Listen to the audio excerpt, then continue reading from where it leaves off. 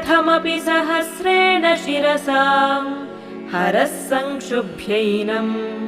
भजति भसितोद्धूलनविधिम् अविद्यानामन्तस्तिमिरमिहिरद्वीपनगरे जडानां चैतन्यस्तबकमकरन्दश्रुतिझरी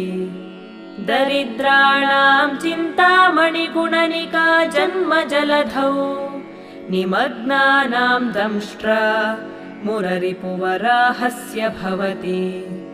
त्वदन्यः पाणिभ्याम्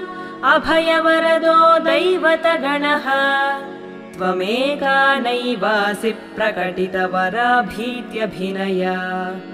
भयात्रातुं दातुं फलमपि च वाञ्छासमधिकम् शरण्ये लोकानां